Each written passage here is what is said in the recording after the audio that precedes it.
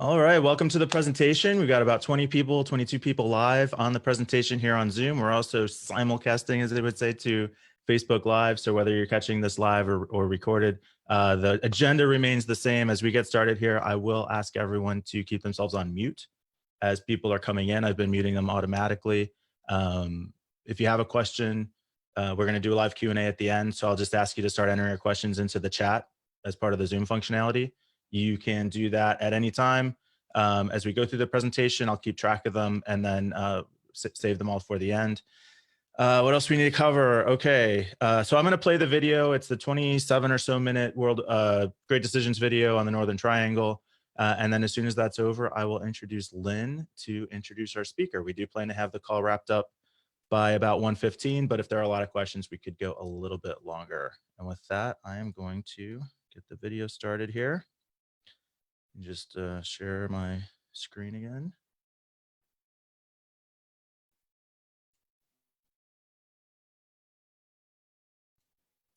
And here we go. CBP is facing an unprecedented humanitarian and border security crisis all along our southwest border. CBP started the day with over 12,000 migrants in our custody. As of this morning, that number was 13,400. In October 2018, a few hundred desperate migrants left the Honduran city of San Pedro Sula and headed north.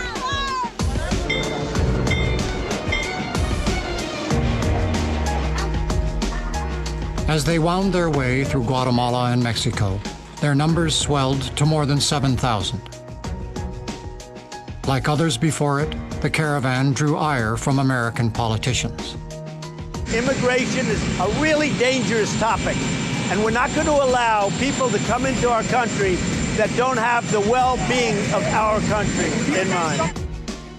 It also focused public attention on 3 Central American countries: Guatemala, Honduras, and El Salvador, the Northern Triangle, whose fractured societies are at the heart of the Western Hemisphere's growing humanitarian emergency.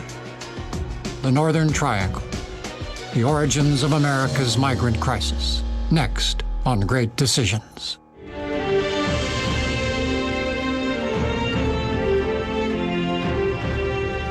Great Decisions is produced by the Foreign Policy Association in association with Thomson Reuters. Funding for Great Decisions is provided by PricewaterhouseCoopers LLP and the Nelson B. Delavan Foundation.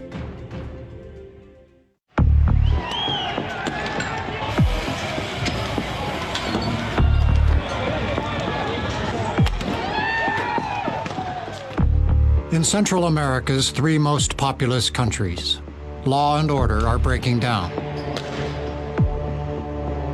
El Salvador and Honduras have the world's highest murder rates. Guatemala is close behind. It's difficult to talk about the issues without looking at the living conditions for most people in Central America on a daily basis. They have a very young population in those countries that is coming to working age each year that doesn't have jobs. You have climate chaos, agricultural failure, which is resulting in farmers leaving their land. Because of that nutritional shortfall, you have widespread stunting. Children in Guatemala, age 9 or 6 inches shorter than the same related children raised in the United States. Throw that in with the corruption at the top, you have that, and you have the role of the drug cartels, then you have the street gangs, and you have the domestic violence, and you have the inadequate number of jobs. Large numbers of people, anything between 800,000 and 1.3, 1.4 million a year, are fleeing from endemic danger as a result of gang violence, enormous levels of poverty, quite high degrees of persecution when it comes to, for example, lesbian and gay populations. Fundamentally, the problem is one of geography. The narrow landmass of Central America is a choke point between the coca fields of the Andes and the world's largest market for cocaine, the United States. It's really short-sighted to just look at it as cocaine. Each of those bales is really the embodiment of violence, corruption, and instability in a region, Central America, that just can't absorb it. So when we see those problems arise on our southwest border, cocaine is the genesis of those problems. Central America and Honduras, that's right in the middle of Central America. It serves like a bridge. It's a central logistic point for drug trafficking and illegal flows that go on throughout the Americas. Years ago, the scourge of drugs was coming out of the Andes, and with efforts made to squelch it through various means, both the trafficking and the production. Even 15, 20 years ago, you could see that the new paths were going to go through the Caribbean and Central America.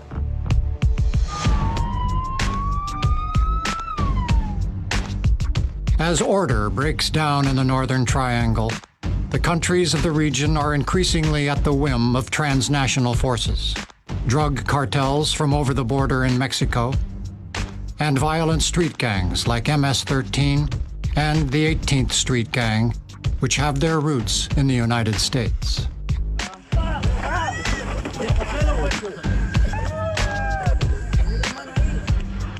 In the 1990s, a lot of gang members who had come from the Northern Triangle were deported back, and they established a system of extortion so strong that the president of Guatemala says that every single business in Guatemala pays extortion. And this is not extortion like you don't pay me and I will break your arm or put a brick through your window.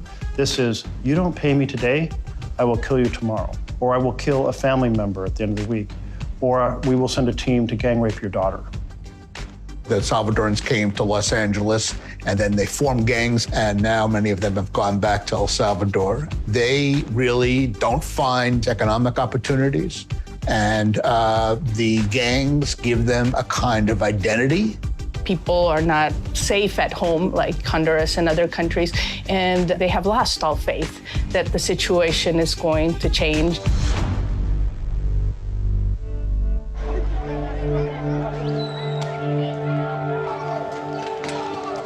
The violence in the Northern Triangle is born of desperation. Guatemala, El Salvador, and Honduras are countries with stark economic inequality whose poorest citizens have little hope of advancement. Many of these societies are controlled by traditional elite groups. They're referred to sometimes as the oligarchs, and they have amassed enormous wealth. They concentrate wealth. They run the main economic activities in these countries, and their commitment is much less to open up these societies and give opportunities to others than it is to just perpetuate and increase their wealth. The economic situation in Honduras hasn't been a very good one for many reasons. The impact on security issues, stability, and also private businesses have been having a tough time. As somebody who's been acquainted with Central America for more than 35 years now, I often ask myself, why is it that they have not made more progress?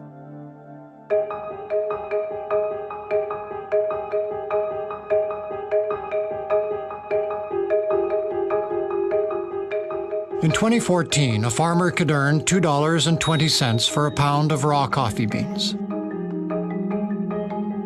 By 2019, the price had plummeted to a low of 87 cents. Since 2017, even coffee farmers who supply Starbucks and other Western brands have been operating at a loss. A lot of their economies are heavily reliant on crops like coffee. Coffee prices go up and coffee prices go down, and so they're very vulnerable. One has to take into account modernization of agriculture, whatever it is happening, is good in many respects, but it also has led to less demand for particularly unqualified, non-skilled labor, and those non-skilled labor have historically moved to the cities. They go to the slums and they feed criminality and so on. I have friends that have been in the coffee business for a long time, good people, they're hardworking, and I mean, they also provide jobs for other people that grow coffee in the community. And they were telling me that, I mean, it's been difficult, like all these drug cartels, sometimes they take up all these territories. They want land, they want to control everything in the community. And if these coffee growers don't do what they say or they don't sell them their land, then something might happen. The countries of the Northern Triangle have some of the lowest tax revenues in the Western Hemisphere, a situation that leaves government programs underfunded and ineffective. The Northern Triangle has some of the countries in the world with the lowest tax yields. In Guatemala, just about 12% of the GDP is comprised of tax revenue. This largely occurs for two reasons. One, there's a high rate of tax evasion because more than 70% of the people who are in the workforce in the Northern Triangle countries are working in the informal sector, which means that their revenue cannot be taxed by the state. But secondly, elites have consistently come out against tax policies that have had a redistributive effect. Wealthy people don't want to pay taxes because they don't believe that the government provides good services. There's a greater demand outside the capacity that Honduran taxpayers have. When wealthy citizens cannot trust the state, they turn to private security firms. In Honduras, there are now 7 private security guards for every police officer. Elites have preferred, instead of reinvesting in state institutions like the police and the military, have preferred to contract private security to protect their industries. For over a century, the United States government has presented itself as the champion of order in the Western Hemisphere. Well, the United States has intervened in many countries around the world, but most of those interventions have occurred in our own backyard, in the Western Hemisphere. This goes back at least to the turn of the 20th century. There have been parallel trends, if you will. We've both had a sort of a big brother approach. We had the Monroe Doctrine, whose purpose it was to keep European powers from intervening in this hemisphere. Starting with Franklin Roosevelt, you see a pretty marked shift in United States policy towards the hemisphere, which was characterized by the phrase, the good neighbor policy.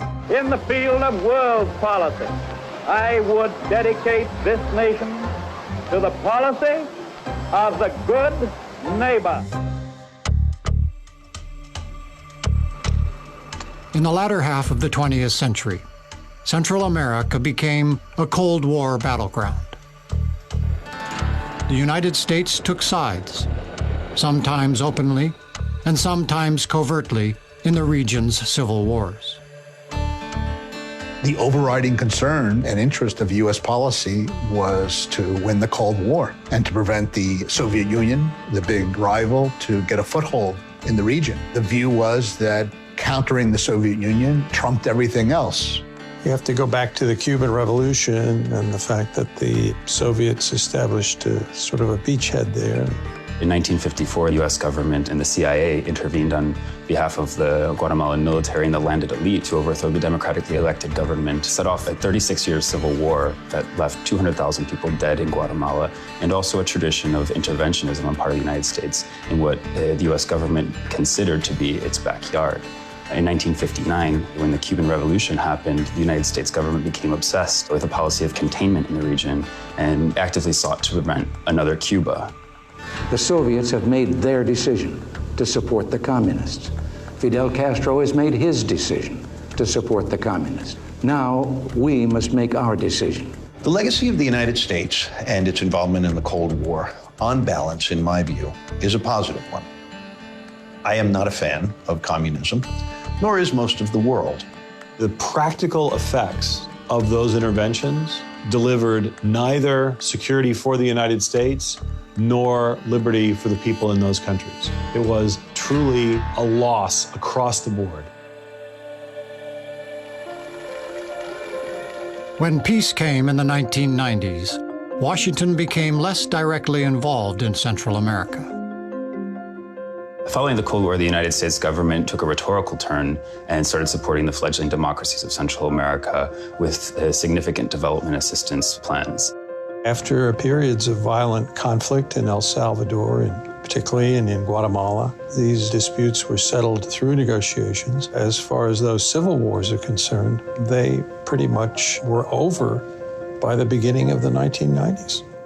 The United States and Central America said, well, the wars are over. Soviet Union is gone. These countries will be fine. There was the notion that everything else will follow. And the fact is, that wasn't the case.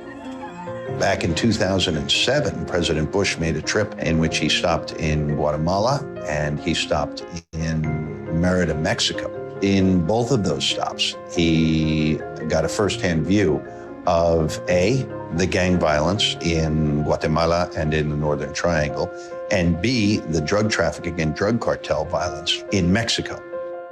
George W. Bush, like a traditional Republican administration, had a focus on more economic issues. They believed in free trade, promoted immigration, not a high priority to human rights and to governance and rule of law issues, but certainly economic opportunities and the like.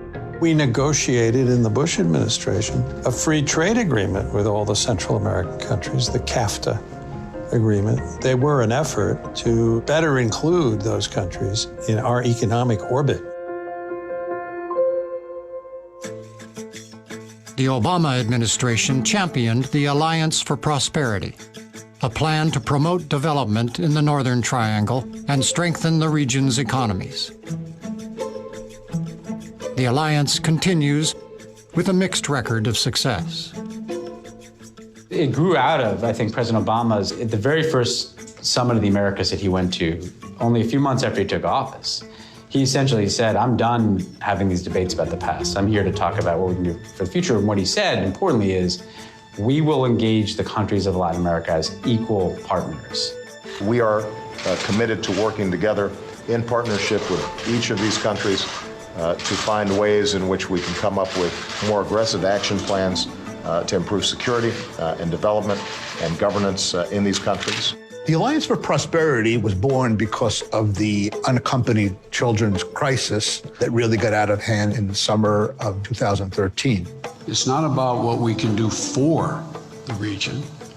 It's about what we can do with, what we can do together.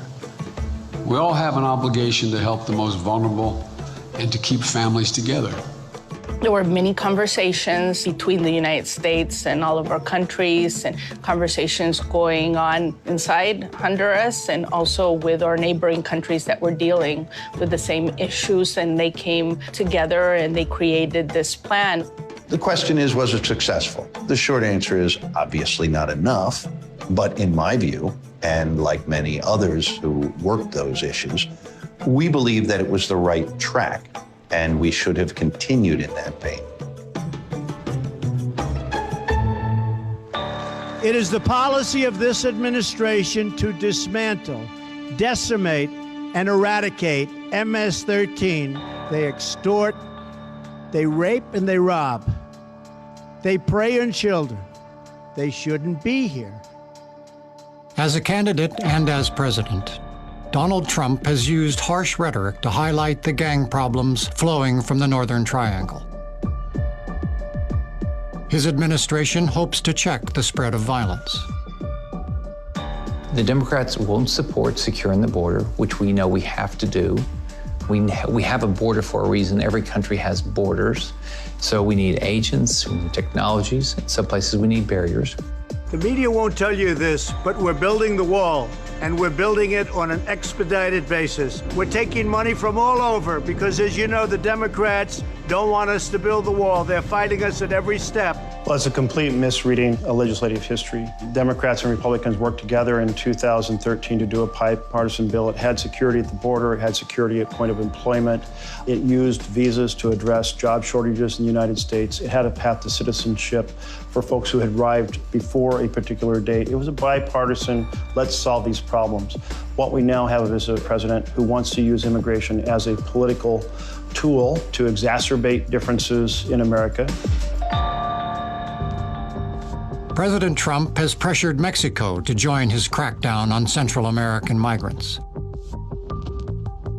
Experts are watching to see how Mexico adjusts to its role as a transit country. There's been a huge change in the makeup of the population that's arriving at the US southern border. In the 1990s, it was 80 to 90% Mexican. Now, it's less than 10% Mexican, and then the numbers are much higher from the so-called Northern Triangle group of countries. The ironic positioning of Mexico in between the Northern Triangle and the United States has been very, very difficult for Mexico. President Trump has threatened to put tariffs on all Mexican imports to the United States. There was an immediate negotiation that followed. And as a result, those Central Americans who come to the United States seeking asylum, fleeing what they consider to be a well-founded fear of persecution, they are waiting in Mexico. Mexico is a flourishing society, but it's not yet as rich as the United States. And so if we look at the principle or global responsibility, who can afford best to provide the cost of integration? Mexico can afford to take some, but the US can afford to take more.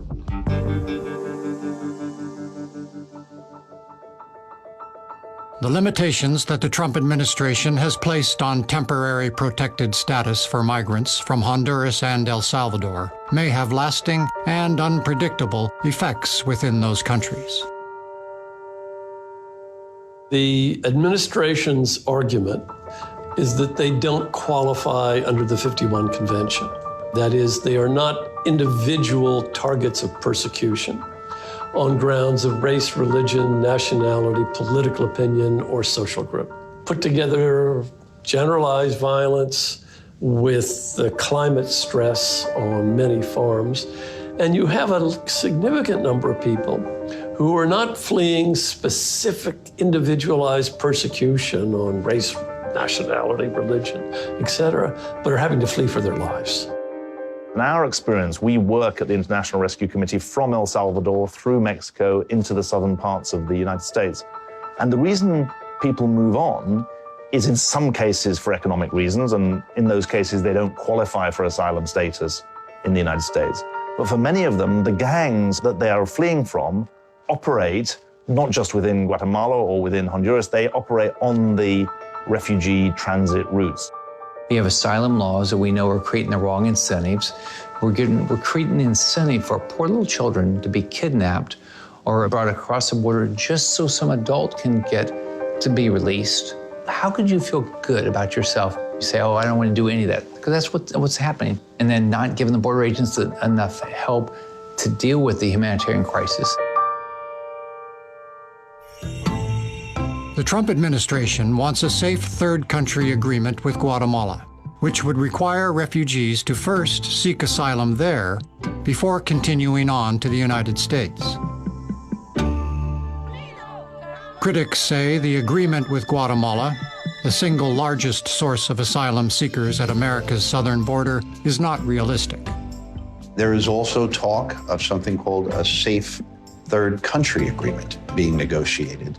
This is where those countries would accept to process Central American migrants in their country for asylum before they come to the United States. The difficulty with that is that both Mexico and Guatemala, as countries that could potentially receive refugees, are very dangerous places themselves and would not qualify by most international lawyers' definitions as being a safe refuge for people fleeing on foot from El Salvador or from Honduras. There's an awful lot of pressure on our border from people coming up from the south. That kind of pressure tends to produce the kind of decisions that you've heard that Mr. Trump has made, saying, well, okay, if these people are so afraid for their lives, they should seek asylum in the first country on which they set foot. Well, they've left Guatemala and they've gone into Mexico. Seek asylum there. The United States is a beacon of hope around the world. We should not say to them, you have to stop short by going to the first country that will take you. No one said to my grandmother and grandfather, leaving from Ireland, well, you should just go to England. It's closer than the United States, because we should be your last resort. I think the history of America is we welcome people who are fleeing injustice, fleeing from oppression. And if as part of the bargain, they happen to improve their lives economically as well, well, that's good for America as well. That should be what the United States stands for. In the long term, the most important looming question is what, if anything, the United States can do to help stabilize a broken region. I think the most important response that the United States can have in respect to the Northern Triangle countries is to take a long-term commitment to the economic, political, and social development of those countries. Because in the end, it is the stability in those countries that is the root of the exodus that is currently taking place. The United States has a responsibility to help stabilize these countries. I think we have to think about strategies, perhaps working with Mexico and other countries, and perhaps with the international financial institutions, to see what can be done to relaunch these economies. They've got the potential. There's agriculture down there. There's rich agriculture. They can do light manufacturing. They can do certain kinds of services. It just is going to require a little more focused attention. As Guatemalans, Salvadorans, and Hondurans flee their homelands in ever larger numbers for the danger and uncertainty of migrant life, American policymakers are evaluating their country's checkered legacy in Central America. But with violence mounting and the economy in tatters, the dream of peace and prosperity in the Northern Triangle, which for decades has proved so difficult to achieve, now seems more distant than ever.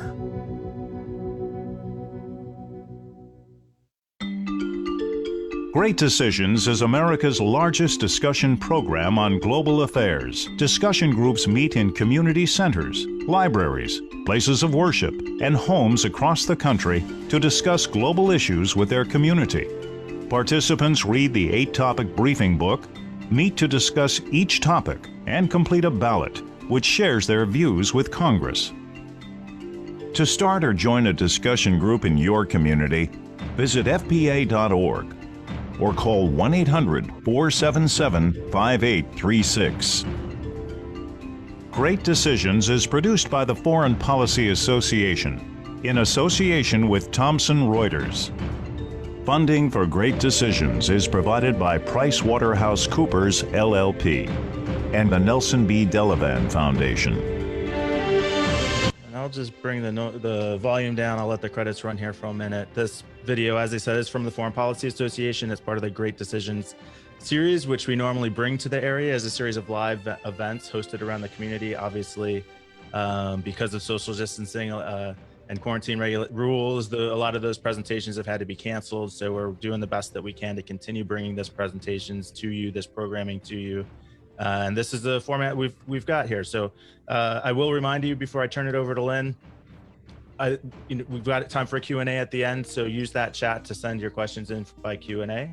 And with that, I will turn the floor over to the president of the World Affairs Council of Greater Reading, Lynn Brown. Thanks, Mike. Let me introduce Dr. Kirk Shaffer. He's a professor of Latin American Studies at Penn State. He teaches courses on Latin American and Caribbean history, Latin American studies, global terrorism and political violence, dissent and international literature and film. When not teaching, he continues research on transnational anarchism in the Americas. He's the author of many books on the topic, and he's currently working on a new book that looks at anarchist networks that crisscross the Caribbean region, including Panama, Mexico, Puerto Rico, Cuba, and the United States. The tentative title for the book is Caribbean Anarchism, Countercultural Politics, and Transnational Networks in the Age of U.S. Expansionism, the 1890s to the 1920s. Professor Shaffer, thanks for joining us today.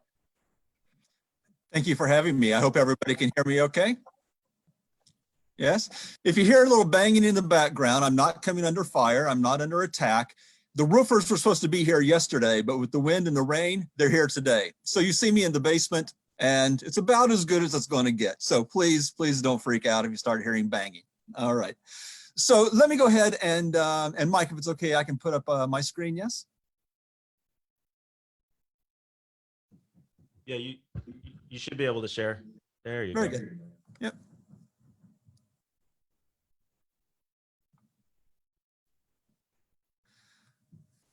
Okay. So let me get back here a sec. Good. All right. So again, thank you for this opportunity. Even though my research today and my real focus over the last 20 years has been on the Caribbean, I talk about the Caribbean. I think of the Caribbean as including Central America, right? I mean, it is, of course, not just the islands. It is all these countries in Central America that border the Caribbean coast, and so I have this interest in Central America, and it's an interest that I should say that is long. And what I want to do is I want to say just a few words about how I became interested in Central America, highlight and go into some other angles about some of the issues that came up in the film, and then talk about where we are literally as we speak at the end of April 2020 regarding some of these issues. And hopefully no more than about 20 minutes. We have plenty of time to chat with, and I can answer your questions. All right, so yep, okay. My hair was a little longer then than it is now, but if the barbershop stay closed, it'll be close. It'll be close. I developed this interest in Central America way back in the late 70s and early 1980s when I was starting to enter high school. In 1979 was a formative year. It was a formative year for me, for a lot of people, for the United States, and for U.S. relations in Latin America. Because we got to remember what was going on in 1979. Well, for me in 1979, I was 14. I was starting to hit adolescent rebellion. And I was really lucky that I was able to channel some of that angst, if you will, away from socially destructive actions and toward an interest in politics. And I was also lucky that my dad in 1979 was a daily subscriber to the local newspaper, the Topeka Capital, which in Topeka, Kansas. I grew up in a small farming town in Kansas. And what was on the front pages of every newspaper in the United States in circa 1979? The Soviet invasion of Afghanistan, the Iranian Revolution, the revolution in the Caribbean island of Grenada that brought a Marxist government to power, the Salvadorian Civil War, which is at the roots of a lot of what we see today, the Nicaraguan Revolution.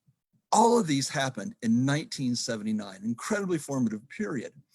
And then as I go through high school and I'm thinking about college, you know, this is the era of Reagan's first presidency. He takes office in 1981, and he's dedicated to reversing all of these that occurred in 1979. And in Latin America, that meant reversing the Grenadian Revolution, which the United States invaded in 1983. It meant funding the government of El Salvador to fight off Marxist guerrillas. It meant overturning the Marxist-led revolution in Nicaragua and funding the Contras. Reagan, as the t-shirt said, was out to stop communism in Central America. You know, and he had these quotes: "It's closer from Managua, Nicaragua. It's closer from Managua to Houston than from Houston to Maine." I remember him saying this. And, you know, for me, sitting in the small rural town in Kansas, right, I'm thinking to myself, wow, Managua's not that far away now, is it? Just a few days drive. I took this interest in politics and in Central American and U.S. foreign policy with me when I went to college. And it became quite political at that point. I started joining solidarity movements that were really trying to expose what was going on in Central America, which were really trying to expose that the United States seemed to be funding the wrong people in these wars. From my perspective, these were people. You know, the United States was funding governments in places like El Salvador and Guatemala that were the biggest human rights abusers throughout the isthmus. They were trying to, you know, they were funding the Contras in Honduras that were overthrowing a government that had come to power through revolution, but then had come to power again and stayed in power through elections.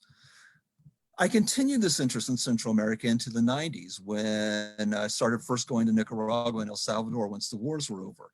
And then in 1994, I was an international election monitor in El Salvador for El Salvador's first free elections in the history of the country. And I've since been going back as my research has changed to places like Costa Rica and Panama. So all I'm trying to say here is I come to issues of Central America with this long interest and a long personal interest in the region. Now, let me talk a little bit about the end of the civil wars in Central America. As the video noted, you've got civil wars that are raging in Nicaragua, in Guatemala, in El Salvador, some starting as early as the 1960s, all going into the 70s, the 80s. Most of them come to an end in the early 1990s. But these wars were devastating in human rights abuses, just devastating toward the populations. And at the end of these wars, there was massive instability. And this instability rested on several factors, not the least of which was just rampant criminal violence that began to plague these countries in Central America.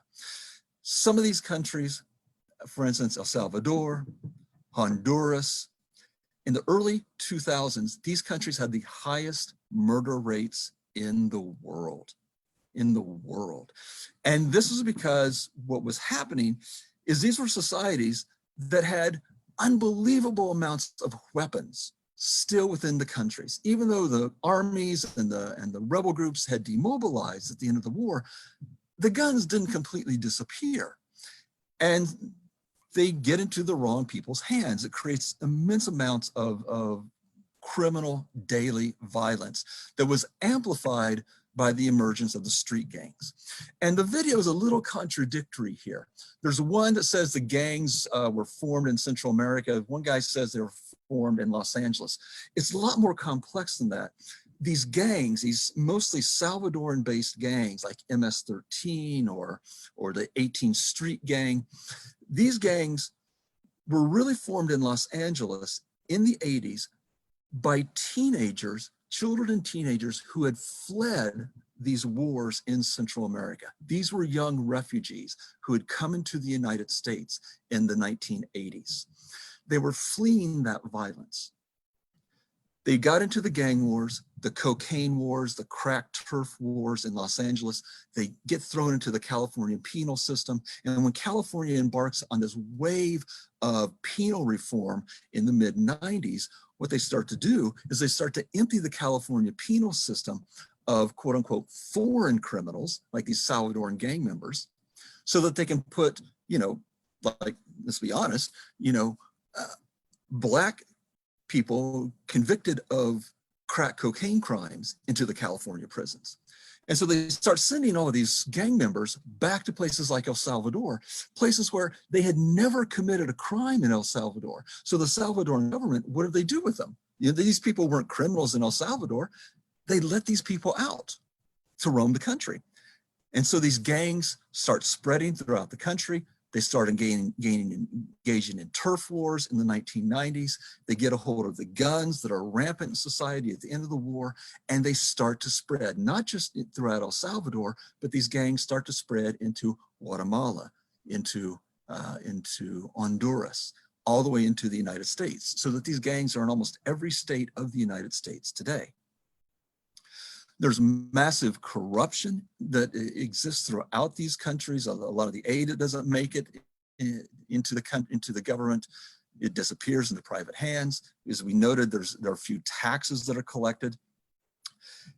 And the free trade policies, the neoliberal policies that created things like sweatshops. They turned a lot of Honduras into sweatshop labor to create textiles, create t-shirts and underwear for the American consumer market. These all failed too. And so what began to happen is what we talk about in foreign policy terms. What began to happen was something called blowback, which was an idea generated by a political scientist named Chalmers Johnson, who said, look, what countries often do, in the United States in particular, is we have these short-term foreign policy goals. Drive the Mujahideen, help the Mujahideen drive the Soviets out of Afghanistan. Fund the wars in Central America to stop the communists. Short-term goals that worked. But they have these long-term negative consequences that then blow back in our face. The Mujahideen become the Taliban and Al-Qaeda. You know, the funding of the wars in Central America leads to things like instability and the gangs that now run rampant.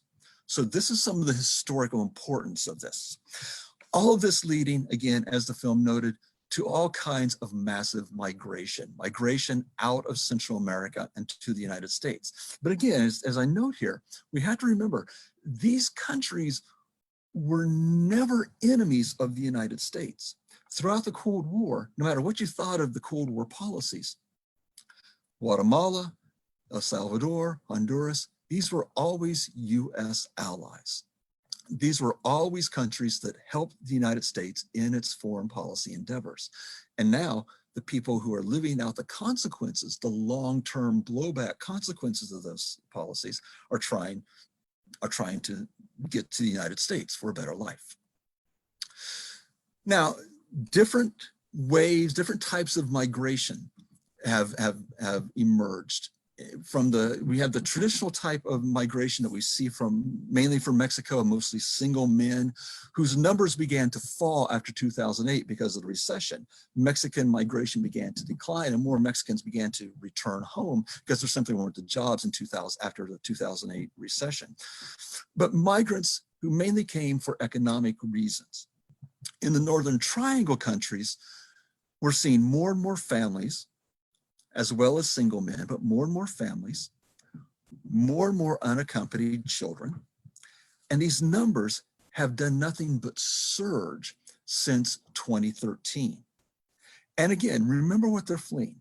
They're fleeing economic violence, they're fleeing the violence of the gangs and the cartels, and they're fleeing, as was just mentioned briefly in this film, but it's really important to emphasize here, they're fleeing agricultural systems that are being ravaged by climate change, increasing drought, less regular rainfall, more intense and severe hurricanes, and people are having to either go to the cities where they become victims of gang extortion, or they flee to the United States where they hope to try and get something better in their lives. And a key thing that we have to remember here is that people are coming to work, all right? Whether that's their main motivation or not, people are coming to work. And a lot of what they're doing is sending that money home in terms of remittances. The World Bank came out with these numbers in 2017. I think they're fairly startling, but very important. What the World Bank discovered is that if you look at the total value of all the production in these countries, the GDP, the money that migrants send home to these countries makes up between 1/3 and 1/2 of the total GDP. Migration to the United States, sending that money back to El Salvador, Guatemala, Honduras, absolutely vital for these countries, which leads us to ask this important question, right? It leads us to ask this important question as I show you the actual raw numbers there.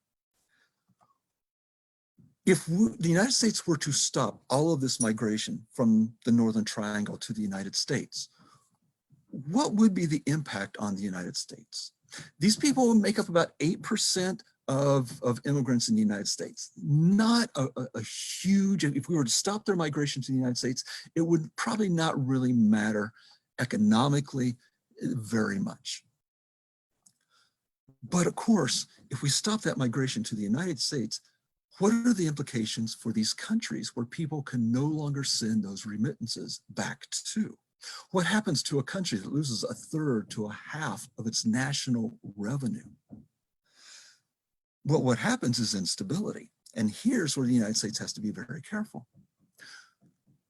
Would we want countries already facing incredible violence and instability to also face even more instability because their national incomes are cut by 1/3 to 1/2, which would only drive people even more toward leaving? Or to put it in some way, as similarly to Ronald Reagan put it, what do you do when that instability is so close to Houston, right? We're no longer talking about communists being close to Houston. Now we're talking about even more instability. Now, the Obama and the Trump administrations have taken different approaches to the Northern Triangle, but I'm going to argue that these are really differences of degree and not really differences of kind. Here's what I mean. The Obama administration, President Obama was often referred to as the deporter in chief. The Obama administration deported more people from the United States than I think any other presidency and almost all other presidencies combined. So during the Obama years, there was already massive deportation going on. In 2014, when all of these unaccompanied children start to arrive in the United States, the Obama administration deems this an urgent humanitarian situation. Some 50,000 unaccompanied kids emerge. And so what the Obama administration does is it creates, as was referenced in the film, this alliance for prosperity, a take of President Kennedy's the Alliance for Progress, which was supposed to help economically develop Latin America in the 1960s so Latin America wouldn't become communist. Well, this was Obama's Alliance for Prosperity, in which Obama wanted to send $1 billion into the Central American countries. He got about 750 million of that. He also set out to protect those dreamers, those kids who were brought to the United States when they were children, okay? So, and so protect them from being deported. He started a wave of building new detention facilities, heightening border security, hiring more judges to process refugees, asylums cases, and things like this. And he started to push Mexico to do more to try and halt this. Is this much different than what President Trump is doing? Well, perhaps in degree, but not necessarily in kind. We know that President Trump, when he was running for president, exploited the situation and rode the fears of immigration to facilitate his election. That wasn't the only reason, obviously, but it was part of the campaign. And then once elected, he started to impose this, what he called zero tolerance policy. No more people crossing the border undocumented. A complete halt to this. So you get the idea of building the border fence, the increase in the ICE raids to find people here undocumented.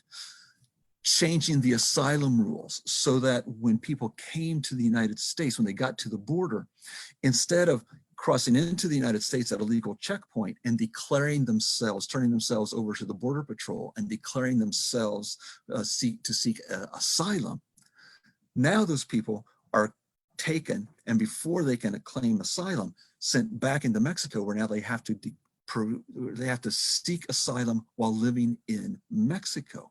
All right. Ending the temporary protective status that people like Hondurans and Salvadorans had from natural disasters, and of course the child separations. But very similar to what Obama had done, he started to pressure Mexico to do more, getting the Mexican government to help keep people in Mexico to process. He stopped sending money to Central America until Central American countries decided to do more to stop the problem in their countries. And he was able to get Guatemala deemed a quote unquote safe third country. And the idea is here that for Guatemalans who are seeking to go to the United States, Guatemala being country one, the United States being country two, the goal, Mexico is the third country that they have to seek asylum. Well, now what the Trump administration has been able to get Central American countries to do is that people fleeing Honduras and El Salvador, once they get into Guatemala, the transit country, that's the country that is their third country. That's where they're supposed to seek asylum as a way of stopping these migration flows. So as we've seen these asylum policies change, we do have to kind of ask ourselves some interesting questions. Are these people refugees? Not just undocumented migrants, but are they refugees? Are they political refugees? Are they some other form of refugee? Economic, climate. Now, international law only recognizes persecuted refugees. That is, as we saw in the film, political persecution, religious persecution, racial persecution. So, but we see refugees and problems with refugees arising around the world. The Rohingya who are fleeing from Myanmar, the Syrians, the West Africans. And we have to ask ourselves, how should the world respond to people who are forced to flee their homes for whatever reason? Whether they're forced to flee for political reasons or economic or climate reasons, whatever. And it raises this other important question. Refugees are protected in international law if they're politically persecuted or religiously or racially persecuted. But aren't economic and climate causes also political? Aren't they also political? After all, climate issues and economic issues are themselves created by political decision makers. They are the results of political decisions. And so how should we define refugees? Should we keep these sort of, boxes that are political refugees, that are economic refugees, that are climate refugees, and only protect one? Or do we understand that it's far more complicated than that? Now, in the last few minutes here, and I'm coming up a little beyond my time, in the last few minutes here, I want to say a few words about where we are today with the COVID-19 issues in the Northern Triangle. The United States has continued to deport people back to Central America, and there are fears that COVID could come along with these deportees. Right now, as of Monday, when I looked up these figures, the numbers are not real bad in the Northern Triangle, as you see here, but the fear is that deportations will increase these numbers. One of the things that's happened as a result of COVID is that the migrations from Central America have almost come to a complete halt, all right? Central American countries have some of the strictest stay-at-home orders, some of the strictest lockdowns we see in the world, certainly in the Americas, strict curfews, in which we've seen actually gang violence actually going down. And one reason is gangs, one of the way they get their money is through extorting small businesses. So small businesses are closed, small businesses can't pay the gangs, all right? But what the gangs have started to do in places like El Salvador, and this has just been reported this week, is it's actually the gangs who tend to enforce the stay-at-home orders more than the government police or security forces. So a fascinating dynamic at work there. The last thing I want to mention before we turn it over to the Q&A is what might change if there were a Biden presidency. All right. Now, it was actually Vice President Biden who oversaw Obama's 2014 Alliance for Prosperity. Most of the money the United States actually sent to Central America actually ended up going for security assistance, almost nothing for economic assistance. It simply didn't work. Murders were on the rise, the privatization efforts failed, corruption continued at all-time levels. It simply didn't work. The migrations continued. Now, Biden does have a policy paper on what he would do in Central America. This is the website. And it's fairly vague, as most campaign, planks are. But this, if you want to call him the deputy deporter in chief under Obama, he did pledge in his last debate with Bernie Sanders that he would put a moratorium on deportations, no more deportations of anybody, especially the Central Americans.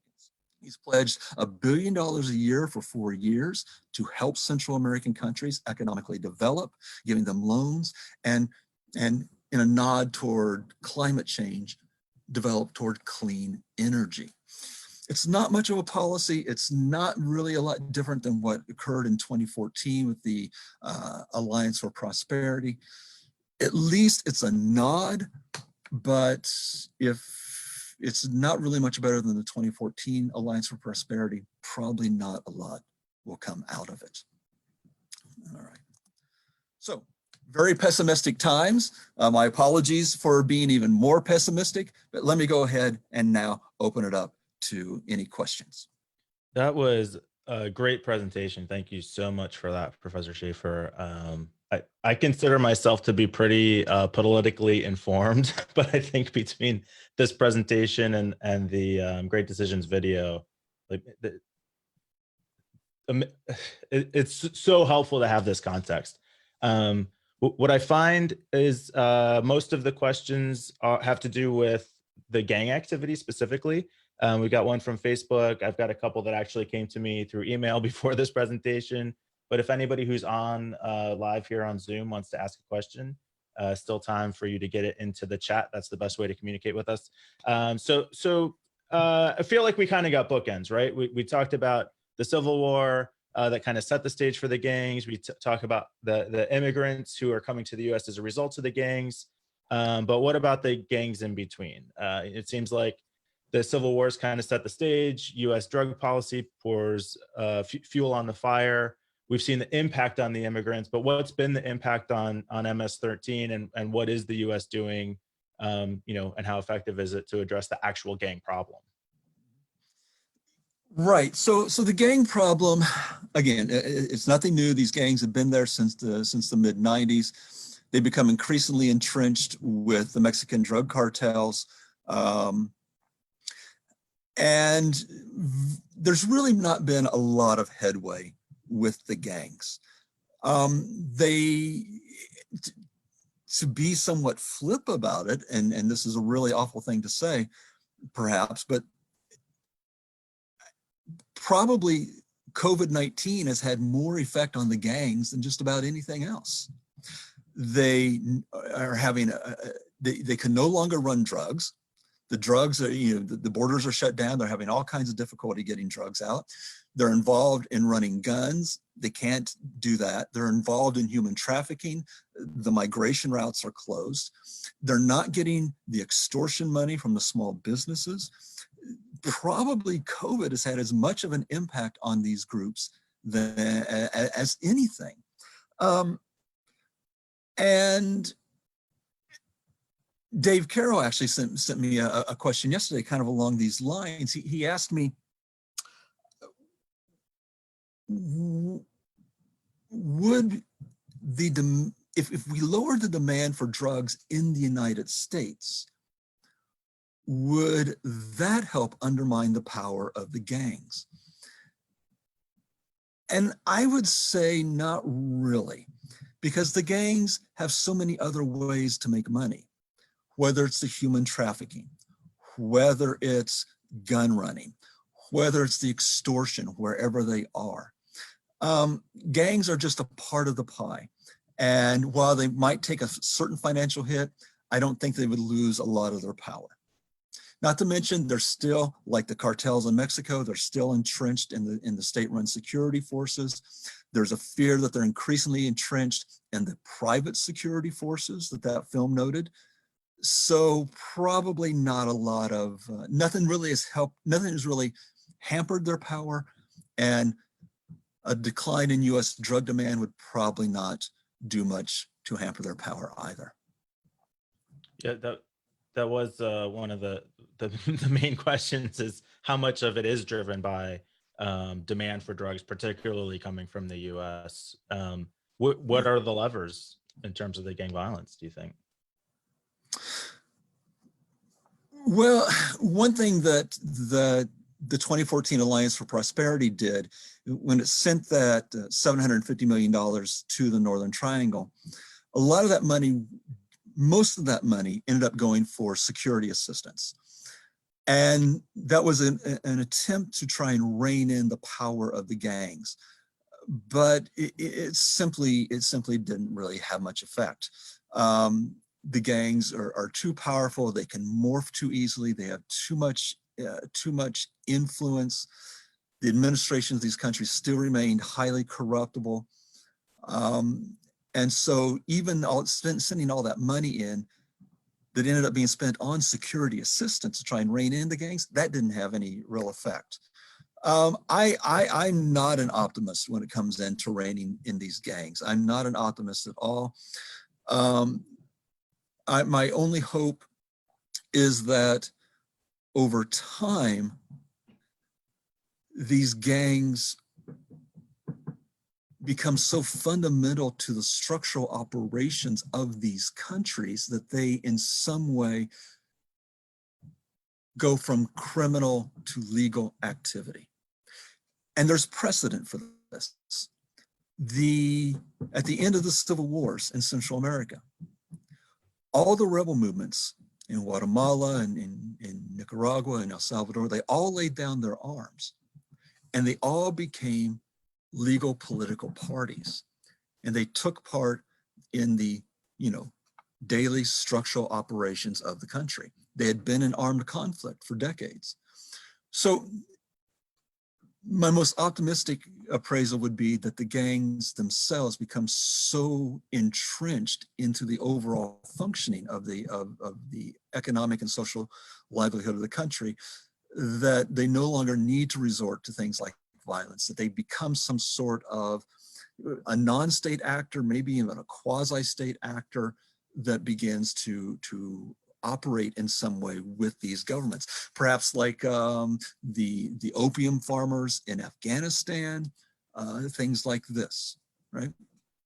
So where does that, the immigrants are still caught in the middle, right? So we're not gonna crush the gangs, utter destruction. The immigrants are still coming. Maybe the gangs do end up playing a legitimate role long term. Do we just keep hammering the immigrants in between? Like how do we make this work out? Well, certainly we know that immigrants have been fleeing Central America since 2013, partly in response to the gang violence. But it's also in response to, again, all these other issues that have been going on, whether it's the climate change or failed neoliberal policies and the rise of sweatshops. There have to be governments that are willing to truly invest in their people and not just give tax breaks to foreign corporations to come in and set up sweatshops. There has to be there has to be political will to do something for your own people. But a lot of these countries, again, are largely rural, and climate change is not something that these governments can deal with on their own. And it's because of a lot of the devastation in agriculture that people have been forced to move to the cities or forced to move elsewhere. So again, I'm not a real optimist here, because even if the gangs could become sort of quasi-legitimized, even if the governments found political will to tax their rich, even if they could create an economic system whereby the majority of people actually worked in the formal economy and could have steady wages and pay taxes into the system, and those taxes could then be reinvested to develop the society, not just be looking at economic growth, which doesn't really tell us anything, but could develop the society in terms of schools and infrastructure and this kinds of things. You still got this thing out there called climate change that none of these governments alone can deal with, and there doesn't seem to be a lot of real emphasis in trying to tackle these issues, whether it's sea rise changes that's occurring on the coast, the changes in rainfall that are hampering crops across the board. And one thing, what the Hondurans did in earlier in the decade was they started to build hydroelectric dams. They thought if they could build hydroelectric dams, they could create electricity for people. It sounds kind of like an interesting idea, right? It should help benefit the country. But the problem is they started to build these hydroelectric dams on indigenous lands owned by indigenous peoples without indigenous peoples' consent. And indigenous peoples began to rise up and fight the dam projects, and won in several cases, only to see their indigenous leaders who won these legal cases against the dams, only to see those indigenous leaders increasingly assassinated. One of the most dangerous things to be in Latin America, Central America in particular, is an environmentalist. because they are ripe targets of political execution throughout the region. Wow. Okay. So we've got a lot of questions coming in now through the chat, through Facebook. Gonna jump over, and then Larry Cohen was providing some thoughts in the chat. I might try and get him on to share that. So this is actually coming from apparently one of your former students from about 10 years ago, Tony Coley on Facebook. And he's asking about the polarity of American politics, surge in American nationalism, the us versus them rhetoric. How is that kind of playing into the conflict? Obviously it's affecting our internal U.S. policy. And then just to kind of read into Tony's question here, how is that then influencing the greater struggle? Any thoughts on that? Well, this us versus them conflict has been amplified, certainly within the last 4 years, but it's only amplified something that's always been there. And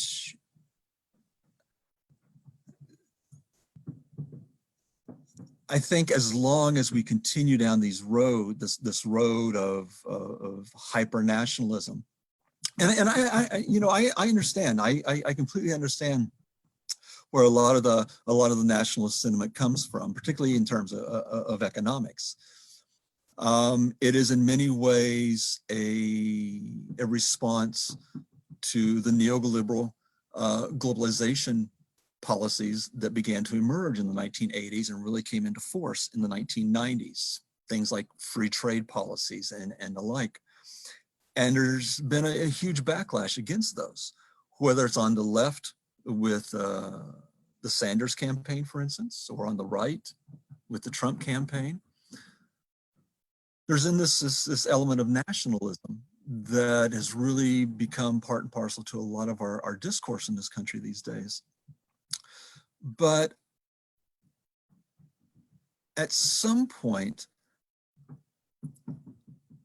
I think people in the United States have to understand that what happens in Central America, just for our case today, has all kinds of implications for what happens in the United States. And these people aren't coming to the United States to take jobs, so they certainly want to work. But these are people who are contributing to the economy. These are people who, as we know today in our current crisis, are very often the ones that are harvesting the food that we're, stocking up on and putting in our freezers right now, because we don't know what's going to happen to the food supplies. These are frontline workers, right? But these are people whose livelihoods are shaped very much by decades of policies that we put in place toward these regions over the course of the 1960s, 70s, 80s, and 90s, whether it was anti-communism or pushing free trade agendas and things like this. So this us versus them, I understand where it's coming from, but at some point we ourselves have to have the political will to look beyond ourselves. There are a lot of questions coming in, so I know we're going to try and get to as many of them as we can. I'll keep them coming for you. I'll try and be a little bit more concise. I think you're doing great. This is really good information. Just to stick with that idea of partisanship or bipartisanship a little bit longer, John Fleming asks about the 2013 bipartisan Senate plan that was killed in the House. Did that plan have any merit? And then I guess I would just expand that with another question from Tom Schmoyer, which is, why should the Northern Triangle countries trust us if our policy keeps changing like this? Okay. What was the first part of that question? I didn't hear. About the 2013 Senate bipartisan Senate plan that was killed in the House. Boy, off the top of my head, I'm not remembering the details of that plan. Yeah, it didn't ring any bells either. Okay. And then the second part of the question, maybe John can clarify. And the second part of that question was just about, because of this inconsistency in U.S. policy, although you said maybe it's more a matter of degree than type, the credibility of U.S. policy in these Northern Triangle countries. Yeah. Well, look, it's when we talk about these countries, we have to be careful not to talk about them monolithically, right? There is a political elite in these countries whose interests are very much tied to the interests of the United States in getting foreign investment, in getting security assistance. And these, this is the political leadership in Guatemala, El Salvador, Honduras, whose political will is perhaps not much more than their own political livelihoods, to be quite frank and honest about it.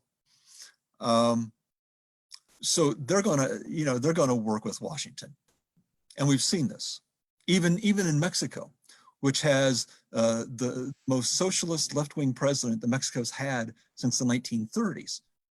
He cooperates with the United States now as much as ever, right? And President Trump even praises him. So why should they trust us? Well, the leadership trusts us because it's in their economic and political benefit to trust us. I don't know why anybody else would, because the policies haven't really had any positive effects for the vast majority of people in these countries. Yeah. I'm going to let Larry Cohen come on. He's spoken to the council before. He has a little bit more information on the 2013 bill that we had the previous question about, and then also was sharing some other thoughts in the chat. Are you there, Larry? Yes, I am. Thank you very much, Mike. And Professor, I thought your presentation was very good. Just to let you know, I did serve in Tegucigalpa in the Foreign Service in the 1980s. I was an economic officer during Ambassador Negroponte's service there. I also can say from firsthand experience that I've been to El Cajon, the hydroelectric dam that was constructed almost 30 years ago. So they've had a pretty long tradition of hydropower there. A couple observations. One is that certainly during my time in Central America, one of the challenges was the very, very high rate of population growth. You didn't, of course, focus on that, but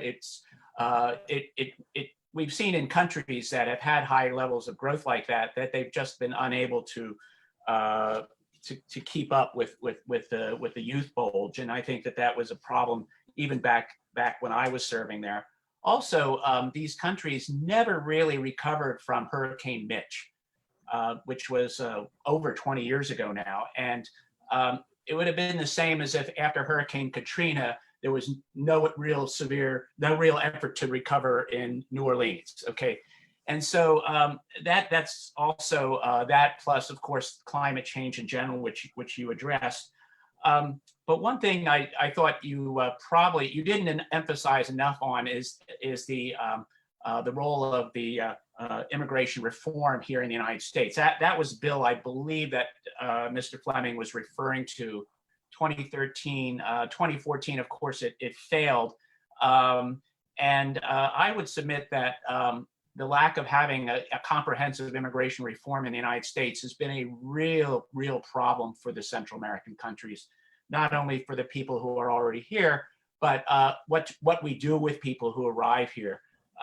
That, to my mind, it was a kind of probably the biggest failure on our part to these countries in the last decade or so was the inability to come up with immigration reform. But anyway, I thought that your presentation in general was really good. I want to thank you for it. Thank you for those comments and those observations, particularly about the youth population. The film did make a very quick reference to this incredibly young population. In some countries, I think we're talking maybe as much as 40% of the population is 15 and younger. So this is a part of the population that is just now starting to reach childbearing age, right? So you're going to have massive population growth, hampering whatever kind of policies are implemented, whether it's economic policy or possibly more and more people who are going to seek to migrate, or more people who become, quite frankly, fodder for the gangs. Yeah, immigration reform, it's again, I just don't think there's any political will in Washington for any type of true immigration reform. It just, the United States goes about maybe every decade or two. If you look back over the decades from the 1930s or particularly during World War II, when we started bringing in workers to work in the fields and things as people were going to fight in the war, about every 10, 15, 20 years, we had these different sort of immigration hysterias, I like to think about them. And it causes us to think about new ways and bring in new policies. But they're always short term. They don't seem to be particularly comprehensive. They never really satisfy people. And employers, even though there might be legislation that talks about the importance of employers and the role that employers play in making sure that the workers are documented and certified, employers have really been sort of let off the hook on these issues over the years. And there's really no political will in this country to have any sort of long-term comprehensive reform, whether it's border security or whether it's workers' rights or whether it's quotas on how many people from any place can come in, whether it's about refugees and asylum status. It's constantly shifting. There's never anything that's comprehensive. It's always, here's the problem. Our attitudes toward immigration are always reactive.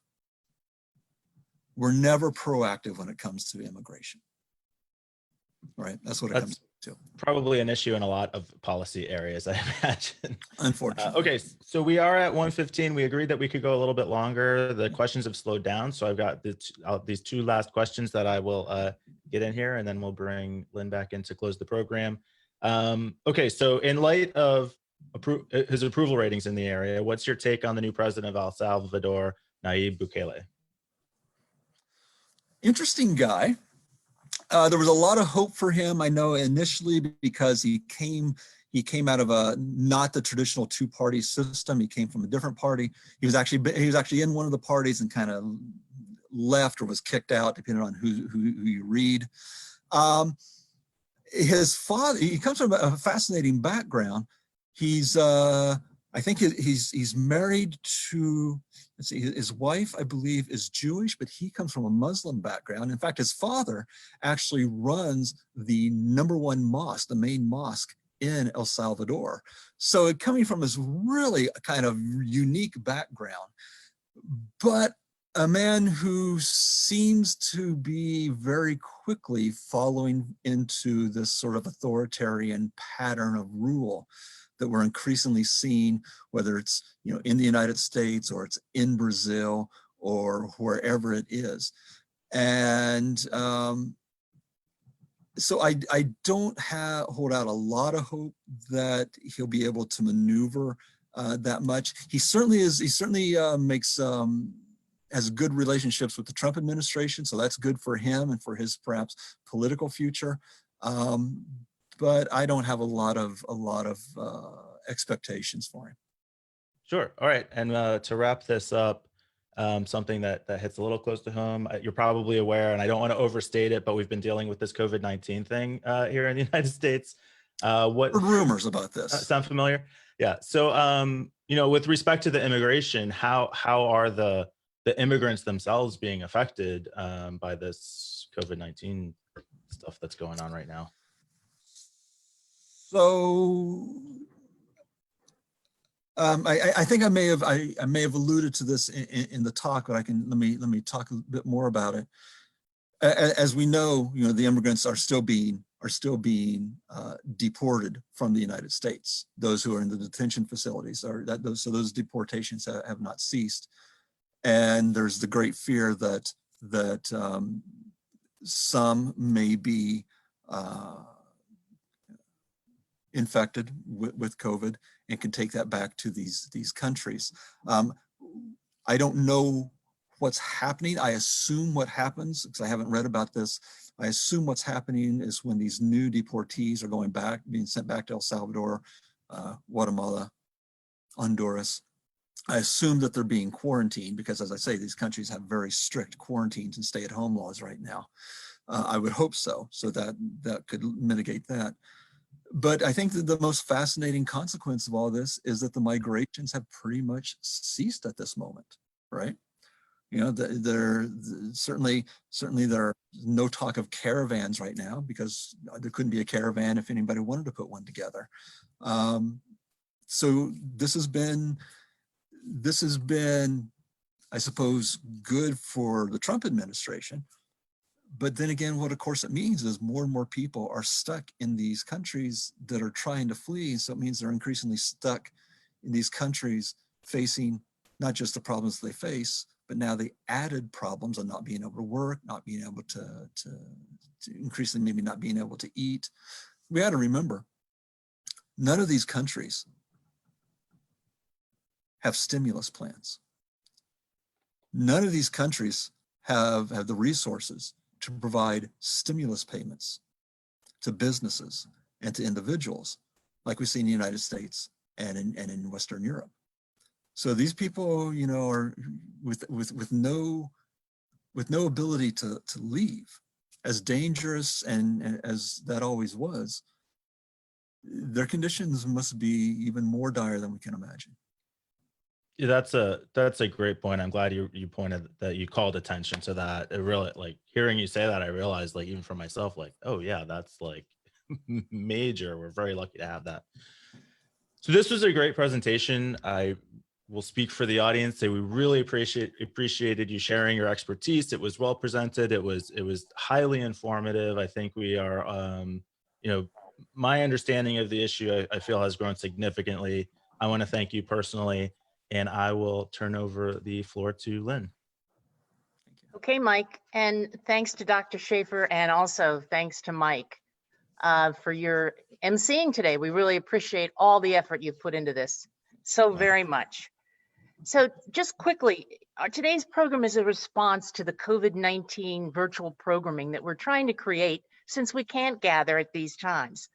So using the Foreign Policy Association's Great Decisions videos, we're combining that with expertise on the topic at hand. And we have 2 more programs like this coming up. One's on May 13th at noon, and that's Dr. John Stanley of Kutztown University on the Great Decisions topic, China in Latin America. And on May 20th at noon, Dr. Spencer Stober of Alvernia University on Great Decisions, the climate change topic. And we'll be doing a very similar format, showing the video, asking that professor to comment and give us a presentation on the topic. A special event is coming up on May the 6th, and that's going to be at 7 o'clock in the evening. And we have our old friend, our dear friend, Ron Graneri from the Foreign Policy Research Institute. He's a Templeton Fellow there, the executive director of the Policy Center's Study for America and the West, and he's the host of Geopolitics with Graneri, a monthly series that he produces that is an excellent series that we gather many names of speakers who eventually come to us as a result of Ron's work. So that'll be at 7 o'clock. The topic is Europe in the Age of Corona. And we're really looking forward to our dear friend Ron being with us. So thank you very much, everyone, for attending today. Please tell your friends about what we're doing. We'd like to have many more attend, and we're hoping to see you at our next program. Take care and be safe. Take care.